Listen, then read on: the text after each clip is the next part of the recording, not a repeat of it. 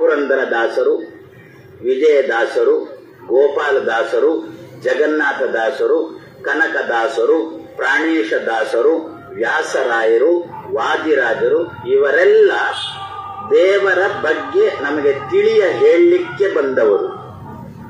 ಯಾವ ಮಾಧ್ಯಮದಲ್ಲಿ ಬಂದರು ಅಂತಂದ್ರೆ ಕನ್ನಡ ಮಾಧ್ಯಮದಲ್ಲಿ ಬಂದರು. ಈ ದಿವಸ ನಮ್ಮ ಜನ ಕನ್ನಡ ಕನ್ನಡ ಕನ್ನಡ ಅಂತೇಳಿ ಹೊಡೆದಾಡಿಕೊಳ್ತಾರೆ. ಅವರ ಮಕ್ಕಳು ಆಂಗ್ಲ ಶಾಲೆಯಲ್ಲಿ ಓದ್ತಿದ್ದಾರೆ. ಹಾಗೆ ಮಾಡಬೇಕು, ಹೀಗೆ ಮಾಡಬೇಕು, ಕನ್ನಡಕ್ಕೋಸ್ಕರ ನೋಡೋಣ. ಕನ್ನಡ ಶಾಲೆಯನ್ನು ಚೆನ್ನಾಗಿ ನೋಡಿಕೊಳ್ಳಿ. ಅದು ಇಲ್ಲ. ಎಲ್ಲಿ ನಾಮಫಲಕಗಳಲ್ಲಿ ಆಂಗ್ಲ ಶಬ್ದ ಉಂಟು ಅದನ್ನು ತೆಗೀಲಿಕ್ಕೆ ಗಲಾಟೆ ಮಾಡ್ತೇವೆ ವಿನಃ ಕನ್ನಡ ಶಾಲೆಯನ್ನು ಚೆನ್ನಾಗಿ ನಾವೇ ನೋಡಿಕೊಳ್ಳೋಣ ಅಂತ ಆ ಹಂತದಲ್ಲಿ ಇಲ್ಲ. ಎಲ್ಲಿಯ ತನಕ ಅಂತಂದ್ರೆ ಪ್ರಾಯಶಃ ನೀವು ಪ್ರತಿ ದಿವಸ ದೂರದರ್ಶನದ ಪೆಟ್ಟಿಗೆ ನೋಡುವವರು ಕಾಣುತ್ತೆ.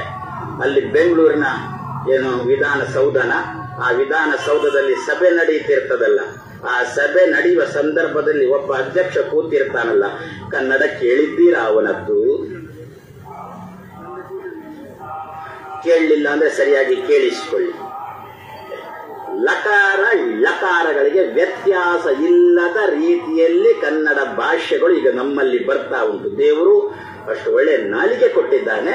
ನಾಲಿಗೆ ಉರುಳೋ ಅಲ್ಲ, ನಮಗೆ ನಾಲಿಗೆ ಚೆನ್ನಾಗಿ ತಿರುಗೋ ಅಲ್ಲ. ಆದರೂ ಕನ್ನಡ ಕನ್ನಡ ಅಂತ ಈ ರೀತಿಯಲ್ಲಿ ಗಲಾಟೆ ಮಾಡುವ ಮೂಲಕ ಒಂದು ರೀತಿಯಲ್ಲಿ ಕನ್ನಡವನ್ನು ಕೊಲೆ ಮಾಡ್ತಾ ಇದ್ದೇವೋ ಏನೋ. ಆದರೆ